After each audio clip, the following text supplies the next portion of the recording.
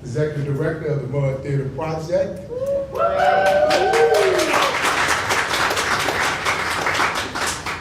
So let me give you a little history. Mud Theater Project originated in Dixon Correctional Center in 2018. We were a group of writers, journalists, poets that got together, and we were trying to get our message outside the wall. We made some coalitions with some really great organizations who gave us an assist. Some of those organization leaders are here in the room. I want to just do a quick acknowledgement of Avalon Best Gadsden. Oh, wow. Okay. For High Large, Little Way Alliance for Reentry and Justice. Wendell Robinson, Executive Director, Restore Justice. The entire team here from Chicago Towards the Justice Center. And we live off their continued support and nourishment to our young fledgling organization. But I want to talk about Jesse right now, because y'all came to see Jesse Martinez play Glow. I met Jesse in 2020. He had just transferred from Stateville.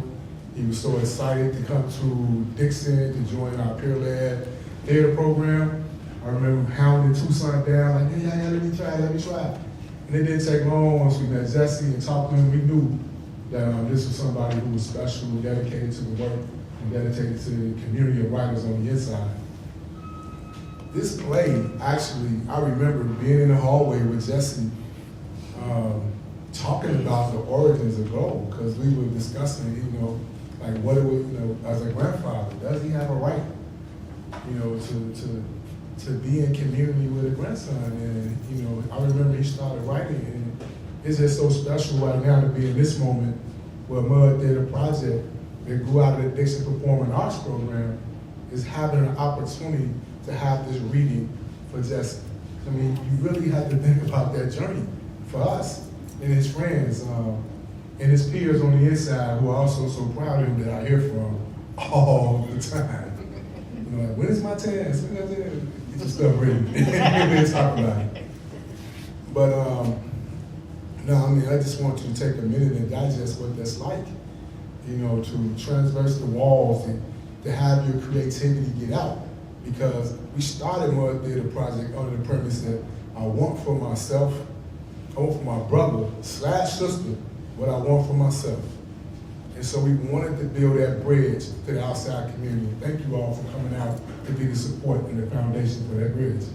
So without further ado, let me get out the stage and let y'all hear Glow.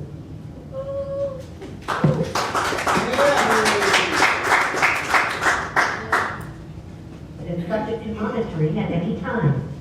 New tablet messaging will be available Tuesday, April 23rd. Once you have a tablet, your friends and family can sign up online at forlinks.com. That is forrlinks.com. Thank you for using IT Solutions. You may begin speaking now. I'd like to thank everyone for coming out today. It is a great honor and privilege to have your support at this moment, to be seen and heard as my voice permeates through the words spoken by each reader. It has allowed me to transcend into this room from a cell. I can only dream of reciprocating the love you are showing me today. I have to give honor and glory to our Creator, quote, Mark 10:27, with God, all things are possible. Still Point Theater has provided an incredible platform for those incarcerated to be able to display their plays and poetry. For this is the 6th time Still Point has held a reading of an incarcerated individual's play. So I would like to thank the amazing staff at Still Point, like Ms. Carmen, Romero, Kevin, and everyone who makes it possible, especially the readers. Dr. Billis has been very instrumental in making these connections and allowing our voices to be heard, a true champion for the voiceless. Christy has motivated me in more ways than one. My goal today is illuminating in this room largely because of Christy. Thank you for being who you are. No prison could ever produce greatness. They are diabolically designed to destroy and strip us of every ounce of humanity, to sever all ties, bonds, and connections we have with family, friends, and community. But today, I am with my family. I am with my community. Greatness can only come from within, from healing our trauma and wounds in order to excel and reach our true potential. These spaces do just that. They are transformative and shed light on the journey to true liberation, but also highlighting the harsh realities of our broken system and the harsh impacts. Children with parents in prison are more likely to engage in antisocial or delinquent behavior. They are more likely to drop out of school and end up in prison themselves compared to their peers. Some children can use this pain of having a parent in prison as their motivation to succeed and overcome the challenges they face. The way my daughter Dallas has done, the way that Alexia has shown and will show today through her spoken word. Everything that I do is with the intention of making my daughter proud. She is my North Star, my everything, as well as my son, nephew, niece, and grandkids. They keep me striving for better, keep me grounded. My daughter has been my true rock. Without her, I'd be lost. So thank you, Mama, for always being a part of all my transformations. And without each and every one of you, I wouldn't have a community. To my brothers here today, I personally thank all of y'all for being stand-up men. As a matter of fact, could you please do me a favor? Please stand up for a few seconds. Those of you who are formerly incarcerated. I live vicariously through y'all. I want everyone to see what true transformation looks like. They're so quick to highlight when we fail, huh? But they never highlight men like these, who against all odds succeed. They are a true testament to what a second chance looks like. I would stake my life on these men. Life is about choices and consequences. Sometimes we can make the wrong choice that can cost us so much. We have the power to choose and decide what we do from here on. Decisions that can change the future for the better, even future generations. Our stories aren't over no matter where we may find ourselves. Through perseverance and resilience, we can overcome anything we may encounter in life. I'd like to leave y'all with this. I read an article about an astronaut named James Lovell, who recently passed away but left a legacy out of this world. In this article, Mr. James Lovell said something so profound I had to share it here today.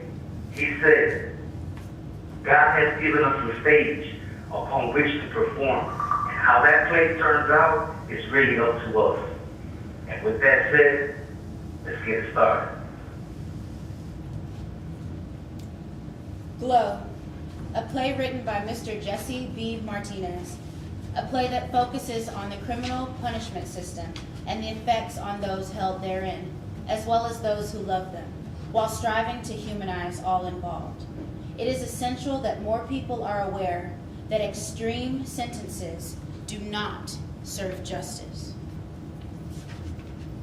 Jesse, an incarcerated man in his 40s. Michelle, a middle-aged woman who teaches at a university. Dallas, 20-something daughter of Jesse. Melissa, a friend of Dallas. Brian, friend of Jesse's in his housing unit in the mid-50s. Scene 1. Jesse and Professor Michelle in the visiting room at the CC. Jesse walks up to Michelle, tucking in his shirt after being subjected to a strip search on his way into the visit. Michelle smiles and they embrace. Jesse gives her a big hug and lifts her off her feet a bit. They take their seats at a visiting room table. Seats are attached to the table. It's good to see you. How are you? Any trouble getting in? Oh, I'm doing fine. I didn't have any real problems getting in. You know, the usual. Getting patted down, the officer sort of looking at me with suspicion like I'm a big bad gangster. Well, you are a gangster. You do come into prisons with no fear. Okay, I never thought of myself like that. I may have to get one of those Al Capone type hats. Oh, wow. Wouldn't that be something? Who you be going to war with? Oh, you know what I'm going to be fighting. The entire system. Okay. You're speaking my language now. Man, See, we weren't able to get our usual table. I like being able to see what's in the vending machines and looking out to the courtyard. Oh, is there anything else you'd like to see? Oh yeah, the sky. Okay, don't make me hurt you. Okay, I'm sorry. It is always a pleasure and a true delight to see such a beautiful, intelligent woman. I am truly grateful for the time you make to spend with me and all the sacrifices that come with it. The challenges alone can easily discourage most. Thank you for recognizing that. I don't mind scheduling visits, but it's super frustrating that they don't notify us ahead of time when they're going to be on lockdown and cancel visits. If they're going to continue to demand that we schedule visits ahead of time, that's the least they can do. Remember when I drove all the way out here only to be told at the gate, no, you can't visit today. Are you serious? I mean, oh, of course you remember, but... That is crazy to me. I'm sorry you gotta go through so much to stay connected with me. You're welcome, mister. And believe it or not, you are worth the many inconveniences. So how has your week been so far? Busy, really busy, but it's what we do. We have to fight for what we believe in and stand up to all the injustices we face in our society. I'm just trying to do my part by educating my students about the carceral system and the people confined in it, helping them to grow their empathy. I admire the work that you do. Being an educator, an advocate, and a true social justice warrior, I tip my hat to you. Well, as long as it's not that Al Capone hat, because that doesn't fit you anymore. You're right about that. It's kind of wild how there's only a few people who know the present day me. You, my daughter, of course, some family, and my new friends. Everyone else probably has a perception of me from 26 years ago when I was last out. Remind me, how old were you again? I had just turned 18, and now I'm in my mid-40s. I can no longer relate or even recognize that 18-year-old self. What's that part in the Illinois Constitution you were always quoting? Returning all offenders to useful citizenship. Yeah, that's the one. How the hell do you justify locking up a kid for over a quarter of a century? Especially when he has done everything imaginable to rehabilitate himself, has taken every class there is, teaches classes, and mentors others. I mean, this system just does not work. Thank you for always seeing me. You are a true blessing. Thank you.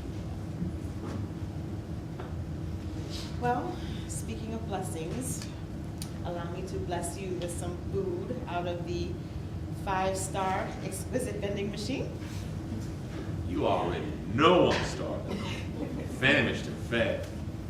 You know I don't eat much leading up to our visit, so I can truly appreciate the fine cuisine these vending machines provide. Well, if you say so, Mr. Martinez.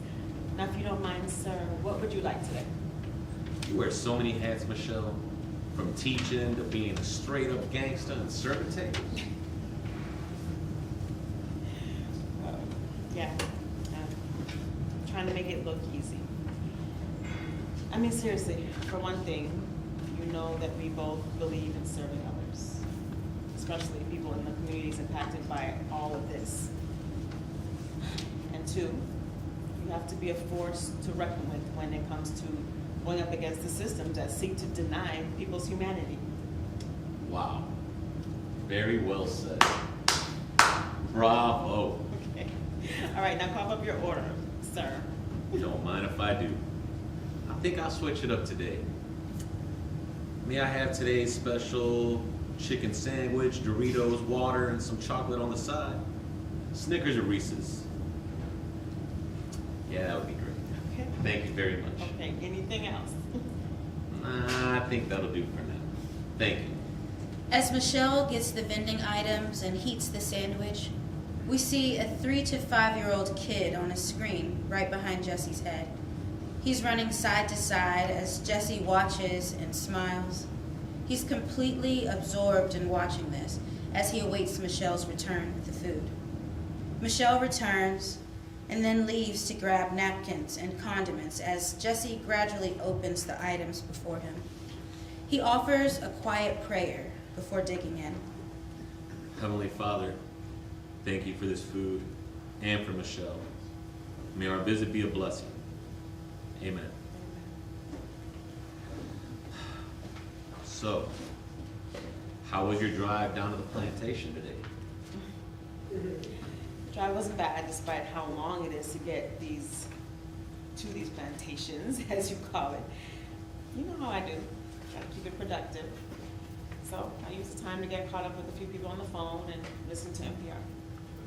Did you speak to anyone in particular today? Yeah, I was able to speak to some of your mud theater friends. They were just filling me in on all their upcoming events. I find it so fascinating how all of you were in here in Dixon creating plays, and now they're out there writing and performing them. That's so amazing to me. Yeah, it is. I can't wait to join my brothers. For now, I live vicariously through them and you. I look forward to walking that beach and going salsa dancing with you. You'll be there soon. Your day is coming. Oh, I know. I'm staying positive for sure. So anything interesting on NPR today? They were discussing a few interesting topics. Oh yeah? Care to share? Well, you know how there was all this fear-mongering and misinformation surrounding the Pretrial Fairness Act that ended cash bail? They were recapping all of that stuff. Where to start on that? First, the sky was falling. Ending cash bail was supposed to be the start of a purge law. You missed the spot. Thank you. So, can you believe all that crap? And now, in retrospect, both sides are taking credit for success. Judges, states, attorneys who initially opposed the Safety Act, now everyone seems in favor of it. I mean, this after seeing all of the scare tactics these same people used in trying to repeal it. So that's what they were talking about. All the resistance in the beginning, and now many are in favor of it? Ha! Must be a reason for the change of heart. That should be the conversation right there. Say more about that. Sounds like you may have some thoughts about the whole cash bail debate. Nothing is ever easy or black and white. The struggle continues. I don't agree with ending cash bail. What I mean is that I know there's a lot of good in the Safety Act, like expanding services for victims of crimes or even increasing police oversight and accountability. Adam Toledo, rest in peace. The act also ends prison gerrymandering, narrows felony murder, and requires documentations of deaths in custody, among other very important issues, but we still need to critique the act for the ways that it does not remain true to the goals of our activism.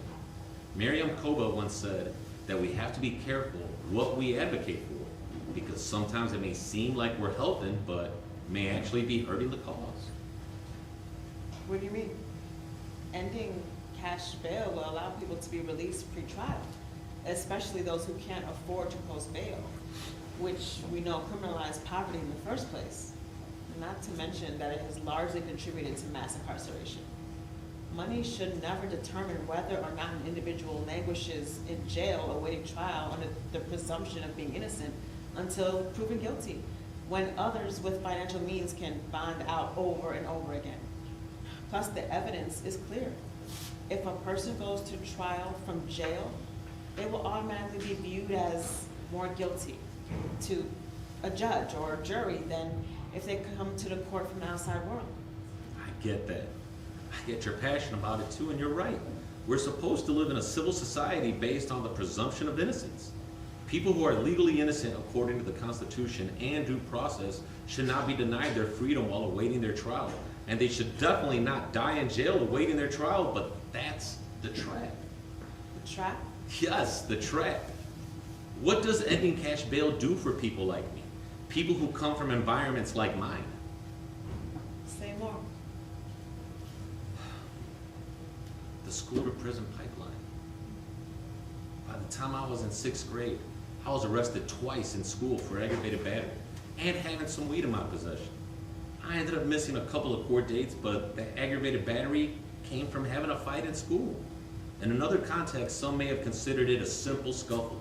Think about it. People who live in poverty, who are disenfranchised, who face structural violence or even intergenerational trauma from domestic abuse and or community violence or substance abuse.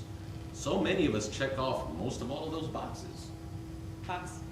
The criteria, the boxes that a prosecutor presents to a judge in order to access and determine if an individual is released or not. 1, am I a threat to public safety? 2, am I a flight risk from prosecution? And 3, do I have prior convictions for violent crimes? It goes on and on. With the aggravated battery and missed court dates I mentioned, I'd likely be denied release. It would not have benefited from the cash bail relief. We know this law has higher standards for detainment, but it also has higher standards for release. Public safety. How do you determine that? Who hasn't run from the cops where I come from? Who hasn't missed a court date? Who doesn't have a prior violent conviction from the hood? What do we even consider violent? That's totally up for debate. I see where you're going with this. I never took time to consider some of these variables. Your points are really interesting. Interesting. With all due respect, Michelle, it's beyond interesting. It's fucked up. It's the new trap. Cook County Jail's population is now climbing back up after a brief decrease. They just killed a kid in Division 9, hence the trap. He was trapped in there. There's a pause. Kids run across the visiting room on the screen behind the actors, and Jesse's eyes and neck turn to follow the little children. Hey, where'd you go just now? My bad. That kid is so cute. I can't wait to meet my grandson Glow, who turns 6 in April. He's been talking about wanting a Willy Wonka themed birthday party, and of course he plans to dress up as Willy Wonka. Actually, he wants all the kids who come to dress up as characters in the movie. My daughter had to explain to him how it may not be a good idea to force his guests to come as Oompa Loompas. That boy is a character. I can't believe you've never met him. Yeah, I'm hoping that happens sometime soon. You know they call him Glow because he's such a shiny light, especially in this dark world. It's really beautiful. What do you want to talk to him about? Oh, wow. He's such a smart kid. There would be so much to talk about. He loves to cook. He has so many cookbooks. He loves magic tricks. So I have a few I'd like to show him with the playing cards they have here. He loves animals. He can name anything. Knows the origins of so many things. I don't know. I think I just want to listen to him talk. I'm sure I'll just be in awe. Well, what about the playroom? I'm sure you'd love to go in there and play with the toys and run around with them. Absolutely. He just finished playing a season of football, and I would love to toss a ball around with him and practice some touchdown dances. My daughter tells me how he loves his little touchdown dances. He has a dance called the grid. Well, I really hope your daughter decides to bring him to visit you soon. Keep me posted. I know you will impart your wisdom and knowledge, but most of all, I know you'll love on him unconditionally, beyond any measure. Scene 2. Phone call to Dallas. Jesse waits for an open phone so he can call his daughter Dallas. The stage should be split in such a way that we get the sense of the day room for Jesse and the living room of Dallas's home. Phone rings. A recorded message from Securus or IC Solutions. Thank you for using Securus. You may start the conversation now. Hi, Dad. Hello. What's up, baby girl? How you doing? I'm doing great. How are you? I'm blessed, mamas. It's always a true blessing whenever I have the opportunity to hear your voice. Well, thank you. Same here. Why didn't you call me yesterday? Remember, I mentioned I had a friend who was coming to visit me? Uh-huh. A friend, huh? Yes, a friend, baby girl. Calm down, Charlie Brown. Michelle's someone I work with on a lot of social justice issues. And yes, again, a good friend. someone I can truly connect with intellectually and emotionally. She's been a blessing to me. Ew! Ew what? You act like I'm washed up or something. I'm not saying that exactly. It's just, well, you old. Old? Man, I'm the youngest and finest grandfather ever. OMG, Dad, I can't with you. You may be young, but how old are you again? Oh, you have a lot of jokes today, don't you? I'm just messing with you, Pops. I know you turn 45 next October. How old am I? Really? OMG, as you would say. You're turning 26 on October 1st, and you were born at 9:45 a.m. There you go, always trying to outdo me, Dad. So, how was your visit? It went really good. Michelle and I tend to have great discussions. She's an amazing being. What were you discussing? What didn't we discuss? Our conversations are so enriching, deep, analytical, intellectual, all of the above. But what we were talking mainly about is issues surrounding the Safety Act, ending the cash bail, and how it can be a track. Let me not get you started on that again.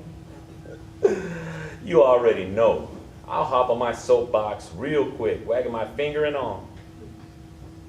So, changing the subject, how's baby Glow been doing? You know, the typical kid stuff. He continues to be the star in his class and ridiculously popular. He's always a source of entertainment and keeps his teachers and me super busy. He hasn't changed since the first day of kindergarten. Remember that story? You know I do. Humor me. Tell me the whole thing again. Okay. Baby Glow was so excited for his first day of school. He had his outfit picked out over a week in advance. Glow kept saying, "First impressions are everything." So he picked out an outfit that says he's dressed to impress. I swear, I don't know where he gets these sayings. He's so funny. What else? Well, he woke up on his own, got himself ready, and cooked breakfast. Wow.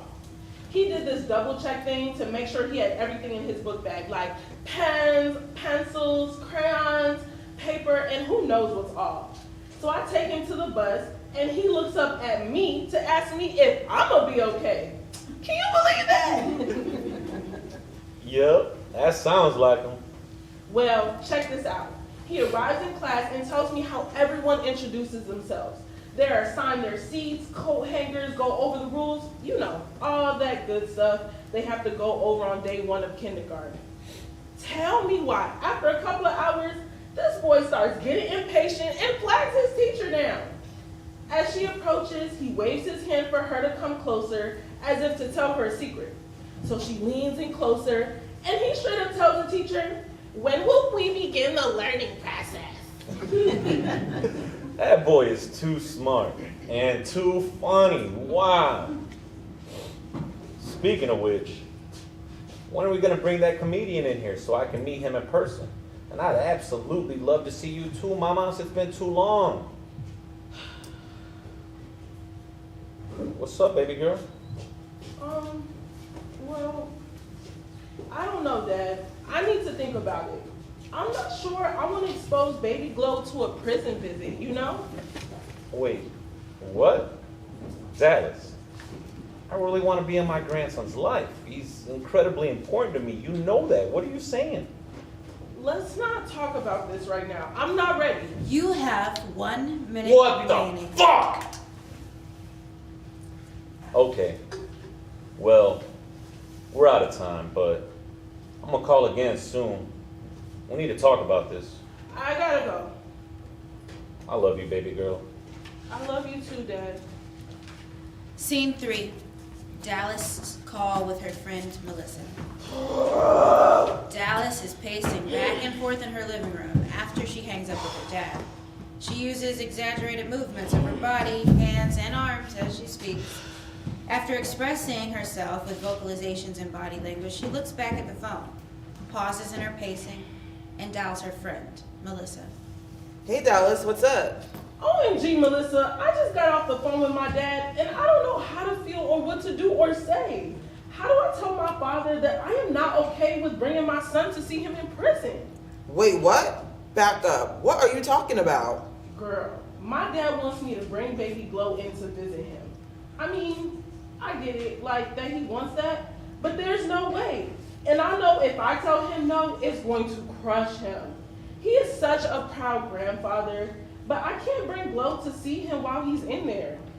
Yeah, me and my cousin went in to visit my uncle, her dad, and it was pretty messed up. The guards can really make you feel like shit.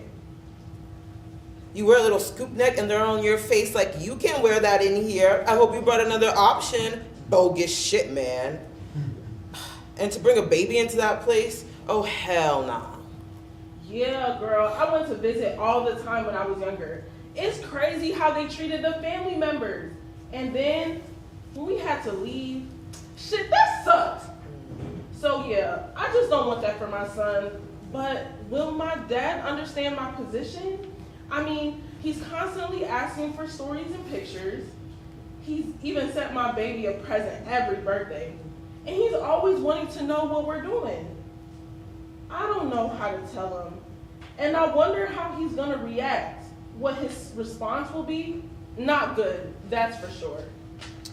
Well, I mean, how long has he been in there anyway? He's got to know it sucks for his visitors, and it sure as hell sucked for you when you went in as a kid. Don't you think he'll understand? Dallas reflects. A bright light rises center stage. Dallas walks into it and... Long sleeve, check. No phrases or controversial letters on your shirt, check. No underwire bra, check. Walk through the metal detector and shake out your bra, check. Wait for the door to open, click, click. Behind these metal anchored doors, my name is left on a sign-up sheet. The only thing I own is a molded gold key, a plastic card which must hold enough money to feed him his first and only meal of the day. Expiration dates faded on the soiled crease of the box lunch. Ingredients read: silicone, artificial flour, artificial milk, and meat. The $4 Ice Mountain is the only clear water that's coated his stomach in months. I buy him 6 and pray it washes the stage 3 kidney failure away. I was only 14 the first time I saw his ankles and hands in a noose camouflage as rusted chains. I am 26 now. I've come to realize he has no name here. My number was given to me the moment I left the parking lot. I am one size away from an orange jumper. They do not know I call him daddy and he calls me his munchkin. They do not know he sang lullaby with his dark brown eyes while he rocked me to sleep when I was 3. They do not know how many 20-minute phone calls he's made so he can help me read. They do not know how many times he sat on the phone while I cried myself to sleep. Love has no name here. They cannot translate the kind of love that stretches across barbed wire, reaching places untouched by the material world. They do not even give me the human courtesy to finish the words I love you before he leaves the visiting room. We hold hands in handwritten letters. It's the only touch that's allowed. We hold hands in hollow laughter. It's the only touch that's allowed. We hold hands in prayer because it's the only touch allowed. I drew us holding hands with a crayon sky and left it folded on the table. It's the only picture where we hold hands for real in the visiting room. Dallas stays quiet for a few moments, pondering her dilemma. I don't know. Oh God, I don't want to hurt my dad. He's been an amazing father to me despite being in prison my entire life, all 25 years. He's my best friend, my go-to person when I need someone to understand me. And I'm his mini-me, and I know just how proud he is of me. My dad knows things about me I haven't even shared with anyone else, not even you, girl. And yet, I've been keeping my feelings about this from him. I hinted at it on the phone call just now. I mean, it weighs on me like a terrible secret. And we don't have secrets. It's just so hard to talk to him about this, knowing it's gonna break his heart, crush his spirits. I don't wanna be the reason why he hurts. Yeah, but girl, your priority has to be your son first. A terrible choice to make, I get it. But your dad is just going to have to understand that. It's a sucky choice, but what else can you do? What happened on this call with him that got all this started anyway? Well, lately, he's been hinting and insisting that I bring Glow to see him. He just wants to meet him. He's so upbeat and full of joy when he calls, even though I know that sometimes he's just putting up a front for me so that I won't know how much pain he's carrying. But I need to be honest with him. I just don't get it. He just assumed I'd bring my son, my baby, my child into a prison without even asking me how I would feel about it. Like, if I'm okay with it as a parent, as a mother. I mean, who does that? My father does that. It's like he still thinks of me as his little girl. But I'm grown up now, Dad. I'm a grown-ass woman. I'm a mother. I'm so sorry you're having to deal with this, Dallas. I got you, girl. If you need to talk some more, feel free to call back. I appreciate that, Melissa. I just need some time to think. Thanks, girl. They both hang up. Dallas goes back to pacing, a little less exasperated, but clearly still pondering her dilemma. Scene 4, phone call between Jesse and Michelle later that night. When Michelle picks up, she senses that Jesse is not his usual self. They exchange the usual niceties at the start of the call, and she waits for a good moment to inquire what's going on. Thank you for using Securus. You may start your conversation now. Hi. Hello? What you been up to? Not much. Just chilling. Did you get any yard time after I left? Nah. They claim they don't have sufficient staff. Whatever. I'm not really in the mood anyway. Why? What's up? You sound a little down. I don't know. I guess it's because of a call I had with Dallas earlier. What happened? We were going along just fine. She was telling me about Baby Glow's antics at school, and we were having some laughs, but the minute I brought up getting her to bring him for a visit, I don't know, she got all tentative and didn't really want to talk about it. She started to say she doesn't want to bring him. I mean, that just sucks. What the fuck? I'm so sorry. Wow. Jesse, that's gotta feel shitty. Yeah, I mean, my grandson is already 6 years old. I've never met him. And to top it all off, I haven't seen my daughter since she was pregnant with Baby Glow. That sucks too. How am I supposed to build a relationship with the people who are most important to me in a 20-minute phone call? And she won't put him on the phone anyway, so I'm not building on my grandson at all. Ugh! So, how did you leave it with her? She really didn't want to talk about it anyway. And then the fucking recording told us that we had 1 minute remaining, so I just had to let it go. I'm telling you, I'm not going to sleep well tonight. Do you think you'll call her tomorrow? I mean, it sounds like you need to explore it further to understand where she's coming from, right? Yeah, I guess. I don't know if she'll pick up or want to talk. She sometimes gets an idea in her head and she gets really stubborn about it. I'm not sure how to approach it. And I ain't hearing that I ain't gonna get to meet Glow. That just ain't gonna happen. I can only imagine. I know you're not asking for my input really, but maybe take some time to think about how she might be feeling. I know you don't want to, but it might help you to hear her a little better when she does get the courage to share more, you know? Yeah, you're probably right. I'm just not trying to hear that right now. I'm stuck here and I really need my family to come here so I can feel connected. They're everything to me. It's been 7 years. I know. Well, I think I'm gonna go take a shower before we lock up for the night. Okay. I understand. I'll be thinking of you and hoping you two have a good talk next time you're able to connect with her. It's not easy. I see that. Yeah, all right then. I'll talk to you soon. Love you. I love you too. They hang up. Scene 5. Phone call between Jesse and Dallas. It's the next day. The phone rings. Ringtone, Drake, Nicki Minaj. I'm so proud of you. Oh snap, my daddy's calling me. Hey, Pop. What's up, baby girl?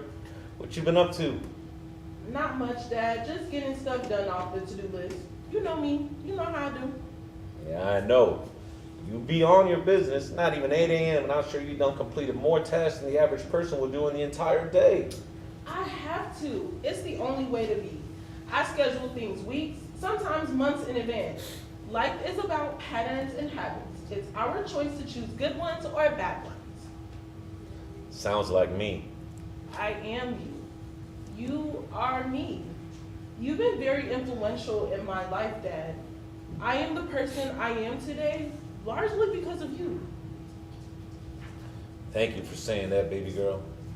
That means a lot. After our call last night, I stayed up all night thinking. That's what I want to become for Glow, too. I want him to know me like you know me. I want him to know I love him more than anything in this world. There's nothing I wouldn't do for him. You know that. I know that. Tell me more about how your visit went yesterday. There was the cutest kid on a visit with his granddad just running around. Kinda what we need to finish. What? The kid has to only be a few years old. He trots around. He doesn't walk. He literally trots. It was too funny. And check this out. He was visiting his grandfather for the first time too. I kept thinking about the joy I saw on my friend's face, and I hope it would soon be on my face. God willing, how happy I'd be to finally meet my grandson. Dad! What happened? I've been trying to tell you this. I'm not bringing Glow to meet you in prison. What? What do you mean? I don't want to introduce Glow to all of that. All of what? That prison shit. What you saying? I can't meet my grandson? Yes, you can, but not until you get out or when the time is right. Till I get out. I know your outdate is unforeseeable right now, but like you said, laws are changing, right? You're working on a resentence and you have a clemency petition in. You right? have 1 minute remaining. 1 minute, right? Go figure. Story of my life. I'm not trying to hurt you, Dad.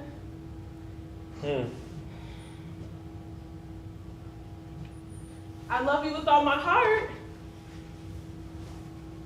I love you with all my heart too. Thank you for using Securus. Goodbye. Scene 6. Jesse, set in the day room. His head falls in defeat. Light focuses on Jesse. He's standing, looking confused and dismayed, then angry. Jesse's pondering, looking upwards for answers. She mean I can't meet Glow. That's my grandson. Ugh! I want to know my grandson. I want him to know me. She crazy? What's she on? Man, who does that? Tomorrow ain't promised. Anything can happen. What if I never get out? I never get to meet my grandson. Man, hell no. That ain't right. How can she say that? I don't deserve this. I changed my entire life. This can't be. Why do this to me? I just don't get it. Maybe this is a test, or maybe she just wants me to fight harder, or maybe I don't know, man, but this shit hurts. Scene 7. Jesse sits, his head hanging down as his friend Brian approaches. Why the long face, kid? Man, bro, my daughter ain't trying to let me meet my grandson. Hold up. You talking about Glow? Why wouldn't she want you to meet him? I don't know, man. She said she'd rather not bring a child into this kind of environment. Can you believe that shit, man? Yeah. Yeah, what you mean, yeah? I mean, it shouldn't be taken lightly regarding what you may or may not expose your child to, right? Yeah, but what does that have to do with me meeting my grandson? It has everything to do with it. I was blessed to meet my grandson yesterday, but there was a lot of reservations on my daughter's part. Exposing a child to these environments can cause irreparable damage or catapult one to succeed. You just never know. Look at it this way. We fortunate to have relationships we have with our daughters, but as many success stories there are failures too. What do you mean by that? You referring to my son ending up in prison as well as my nephew? Look, I'm sure you tried your hardest to keep them from that path, but obviously you couldn't prevent it. There's plenty of fathers in prison who actually make profound positive impact on their kids through their bonds, communications, and visits. But this shit can also cause damage. Damage? Yeah, damage. What if a little boy chooses to glorify where his father's at, despite all the warnings in the world from his father? I hear you, man, but I just can't understand it. Can you truly blame her for not wanting to expose her child to all this? Think about it. They'd be subjected to a pat-down. How invasive is that? Not to mention degrading and dehumanizing. They'd have to go through certain doors and corridors, looked at with suspicion. They'll be made to feel like criminals or be looked at as such. Maybe she's thinking about all the effects of all that. I just can't wrap my mind around this. Where would she get this from? Maybe someone put this crap in her head. Come on now. As much as you talk about your daughter, Dallas, I feel like I know her. And from what I've heard, she has a mind of her own. She's a very strong, intelligent, independent woman. Yeah, I know, bro. This just really hurts. Those are maybe your selfish needs and desires speaking. But try to look at it from her point of view. She wants to give her son the best possible chance in life. Exposing him to this may or may not cause irreparable harm or trauma. And I'm sure you don't want that for him either. Ultimately, she's the mother of that child, and it's up to her to decide, no matter how you may feel about it. I know you ain't trying to hear any of this right now, but try to see through her eyes, seeing her son go through that. Just see her side and try to understand. Brian pats Jesse on the shoulder as he leaves. Jesse offers a slight nod of acknowledgement to his friend. And now, a spoken word by Toussaint.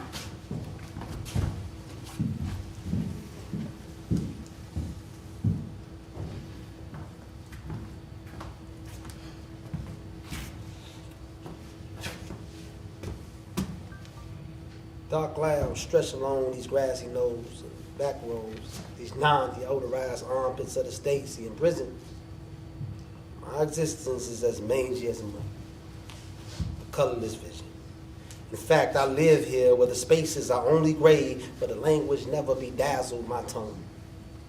Has never possessed confetti. My lungs labored under the dirt caked up to the ventilation blades. See, the monotony of pacing prison, submitting galleries, created schisms, causing enough friction that I, in my ball-bottom gym shoes, live with regret. See, I watch the sun rise and I watch it set. Playing peekaboo through glass-stained windows. For decades, my epidermis never felt the gaze of freedom's light, only the shadow displayed on the walls within the cave. See, for most of my life, my feet has been plastered to this earth, meandering through crop circles, probed and dissect like an alien, carrying this yoke around my neck. But I've always had hope within the grass of my breath. See, You became the color beyond these monotones. My reason for being wrapped around your name. See, the thought of you turned these dirt pits into botanical gardens. Pardon me, my heart is unhardened as glaciers around it departed from your gunful smiles. I only witnessed through pelly posts and free prints. I sequin the collage around this prison cell. The last thing I see before I rest. And the first thing I see when I wake. Glow. You have illuminated this path for my great escape. My oasis always exists between the spaces of your smiles and your laughs.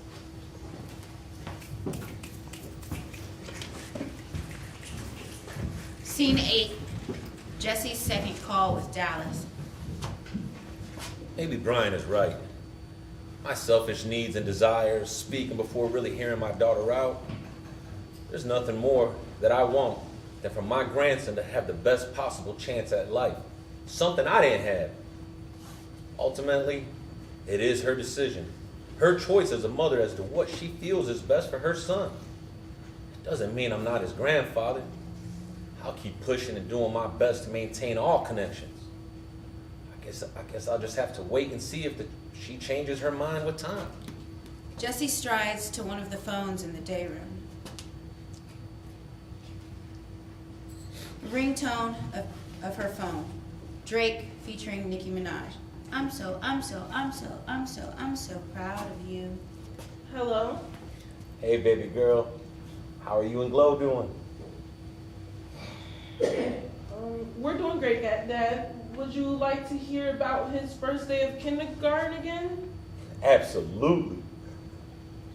Okay. Baby Glow was so excited for his first day of school. He had his outfit picked out over a week in advance. Glow kept saying, first impressions are everything. So he picked out an outfit that says he's dressed to impress. I swear, I don't know where he gets these sayings from. He's so funny. What else? Well, he woke up on his own, got himself ready, and cooked breakfast. He did this double check to make sure he had everything in his book bag, like his pens, pencils, crayons, paper, and who knows what's all. So I take him to the bus, and he looks up to me and asks me if I'm gonna be okay. Can you believe that? Man. Yep, sounds like him. Well, he arrives in class and tells me how everyone introduces themselves. They're assigned their seats, coat hangers, go over the rules, all that good stuff they have to go over on the first day of kindergarten. Tell me why. After a couple of hours, this boy starts getting impatient and flags his teacher down. As she approaches, he waves his hand for her to come closer as if to tell her a secret. So she leans in closer and he straight up tells the teacher, when will we begin the learning process? He always sounds so amazing. Thinking about him, we weren't able to finish our conversation last time. I know it must have been a hard decision for you and hard to share with you that you don't think you should bring Glow in here. I can't say I agree with it, but I know I need to try to understand it and respect it. Your brother ended up in prison as well as your little cousin. You made a valid point once, or maybe several times. Thinking of the conversation we had a while back where it became a heated exchange about me having some responsibility and accountability for my son ending up in prison. That was really hard for me to hear, not gonna lie. But not only me being absent contributed to it, but being in prison and still being involved in that lifestyle for most of his life. My actions, my vocabulary, my mentality trumped any so-called advice I was trying to give him. Stay away from the streets. Stay in school. All of it went in one ear and out the other. Especially witnessing firsthand who I surrounded myself with. It showed my mentality at that time. Baby girl, we need to break this cycle by all means necessary. I'll do whatever it takes to assure that no more of my blood ends up in here. As much as it's gonna hurt me, I'd rather endure whatever pain there is to assure none of my loved ones have to experience any of this shit. Dad, when the time is right, okay? I just need to make sure I give Glow the best possible opportunity to succeed. I mean, my entire childhood consisted of visiting you in prison. And yeah, some good memories, but also some bad. I mean, I remember going all the way out there to see you, some 6 or 7 hours in the car, only to be turned away because of a lockdown?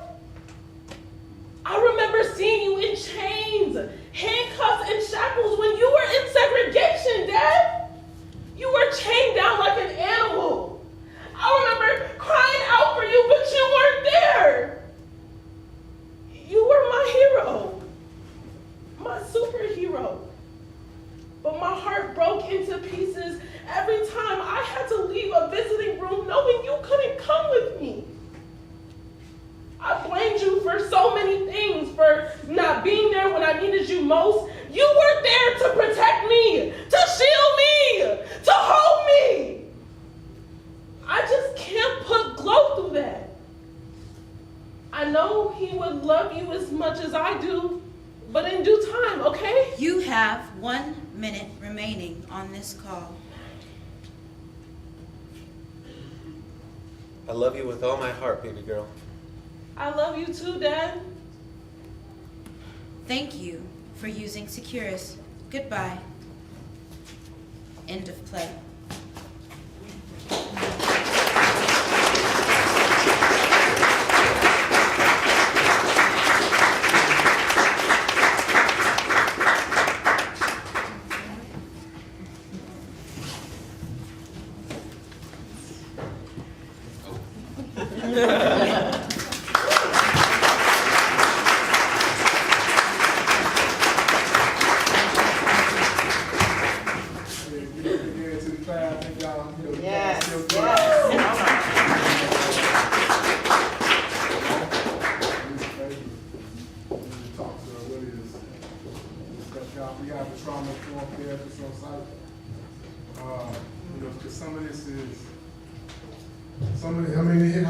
For some of us who went through this experience or have friends who went through this experience. So this is something that was very important that you witnessed because it's repeated over and over and over again in the system. And we are there to support each other, but I mean, like just reliving it, I know some of the formerly incarcerated people and their family members in the room, kind of like help navigate these waters. And so I really appreciate this cast for bringing so much life and emotion to it, because it hit me just listening. So I stayed out there. So it's really important that you fill out the sheets for Jesse so we can give him direct feedback, because it's going to be so important for him to hear from the people that he's been trying so desperately to reach with his story, his message. And so if you don't have a feedback form, Luce has them. Please raise your hand. Luce will give you those feedback forms. And we're running a little late, and so we have to progress. I would take a few short questions, just questions, not testimonies. I'll start out. This young lady here. Oh, you live there. Okay. Is there any questions, or anybody want to, talk to the cast about something? But I also want to bring attention to Alexia. Yeah, I ain't gonna leave y'all because this is something that not just performing this play, but you feel okay about talking about how this experience hits you done differently. Hey y'all. Hey y'all. Hey. Okay, I was checking how y'all was doing. So it's so interesting how this all happened. I wrote in Sun-Times article about how it felt to have a loved one who's incarcerated. And so Jesse read that article while being in Dixon. And Jesse has been my dad's barber for quite some time. So he's sitting with my dad in the chair and he's like, yeah, man, I saw this article, man, and I want to know if she could do a spoken word piece for my play. So my dad's like, oh, she can. And he's like, she can? He's like, yeah, that's my daughter. Jesse's like, what? Like, how have I known you for this long and I didn't know? But when I was reading the play, it felt so close to home for me because literally my dad was a big girl with a deep voice and whatnot. The reality is when children with parents in prison are visiting their parents, they are subjected to searches. They are treated like a criminal. they really have to see their dad get older over time. And in my case, my dad has a 40-year sentence. He still has 15 years left. He left when I was 3 years old. I'm 28. So when people like Brian and Mud Theater are doing this work, it's not just impacting the people in this room, it's also impacting the people beyond walls, because what's happening is their voice gets to touch the outside world. So I just want to say thank you so much for being here and giving voice to Jesse and all the individuals impacted by this. So please give a hand for yourselves.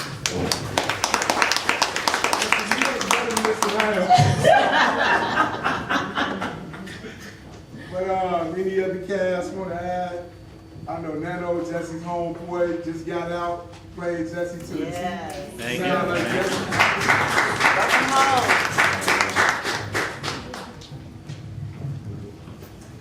Hello, everyone. It's my second time playing Jesse. Of course, I talked to Jesse a lot. The other day, even I was wondering if I was ever going to see Glow. I was all like, so these roles are really, they're really something. And I was all like, and the first time I heard Lexi's, what would you call that? The spoken word. I ain't gonna lie, that it still makes me cry. I had no idea that's how our family members felt as they were leaving. You know what I mean? Like it's like you guys are basically feeling what we're feeling. And even though we're in there and we're feeling it all the time, I guess to feel the empathy or whatever, like a lot of us don't really think about it, I guess. So for those of you who have family members locked up or whatever, I feel you. You know what I mean? And hopefully something good is gonna happen here soon.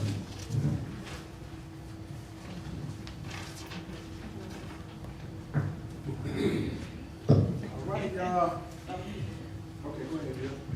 So basically, all I wanted to touch on was that this is a real difficult situation where you got one person on the opposing end who wants to connect with his loved one, and you got the other person who feel like it's not obviously for the best of the child, right? And I resonate with it a lot because I've been on one end of the argument twice. When I was a little boy, one of my favorite uncles had got incarcerated, and my mama lied to me about it and said that he stayed out of town. Years later, when he came home and I realized he was in jail, I ended up with trust issues because of it. You know what I'm saying?